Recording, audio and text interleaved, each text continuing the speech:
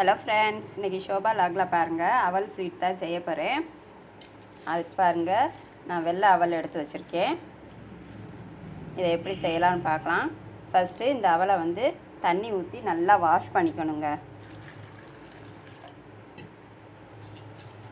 இது நல்லா ஃபஸ்ட்டு ஒரு 2 டைம் தண்ணி விட்டு நல்லா வாஷ் பண்ணிக்கணும். இதில் வந்து நல்லா ஒரு மாதிரி வெள்ளையாக பாருங்கள், தண்ணி இந்த மாதிரி வருது பாருங்கள் அழுக்கா. இதை வந்து கீழே ஊற்றிட்டு மறுபடியும் தண்ணி விட்டு நல்லா வாஷ் பண்ணிக்குவோம். இப்போ அந்த தண்ணியெல்லாம் ஃபில்ட்ரு பண்ணியாச்சு. மறுபடியும் தண்ணி விட்டு நல்லா அதை வாஷ் பண்ணிக்கிடுவோம். நல்லா அப்படி வாஷ் பண்ணிவிட்டு இப்போ இந்த தண்ணியை நல்லா ஃபில்ட்ரு பண்ணி எடுத்துருவோம். இப்போ பாருங்கள், நல்லா வாஷ் பண்ணியாச்சு. இந்த தண்ணி ஊற்றி வாஷ் பண்ணதுலேயே இந்த அவல் வந்து நல்லா ஊறிடுச்சு.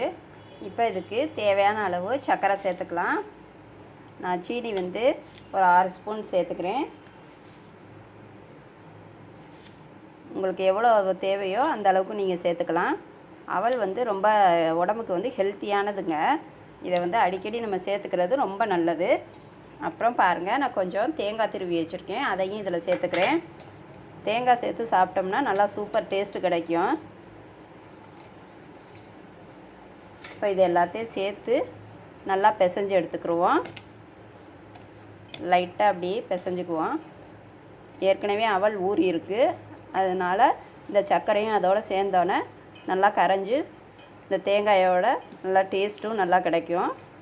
இந்த மாதிரி ஈவினிங் ஸ்நாக்ஸ் செஞ்சு கொடுத்திங்கன்னா ரொம்ப விரும்பி சாப்பிடுவாங்க சின்ன குழந்தைங்களாம். பெரியவங்களுக்கும் இது ரொம்ப நல்லது. இது எல்லாருமே சாப்பிட்லாம். அவல் வந்து உடம்புக்கு ரொம்ப ரொம்ப ஹெல்த்தியானதுங்க. வீக்லி ஒன்ஸ் கம்பல்சரி எல்லாருமே சாப்பிட்டோம்னா ரொம்ப நல்லது. பாருங்கள், அவல் நல்லா பிசைஞ்சாச்சு. இப்போ இதை கொஞ்சம் சாப்பிட்டு பார்ப்போம். நல்லா சூப்பராக இருக்குங்க.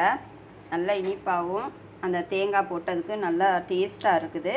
இதே மாதிரி ஈவினிங் ஸ்நாக்ஸ் நீங்களும் செஞ்சு சாப்பிட்டு பாருங்கள். இது ரொம்ப ஈஸியாக செஞ்சிடலாம். உடம்புக்கு ஹெல்த்தியான ஃபுட்டுங்க அது. இந்த வீடியோ பிடிச்சிருந்தால் லைக் பண்ணுங்கள், சப்ஸ்கிரைப் பண்ணுங்கள்.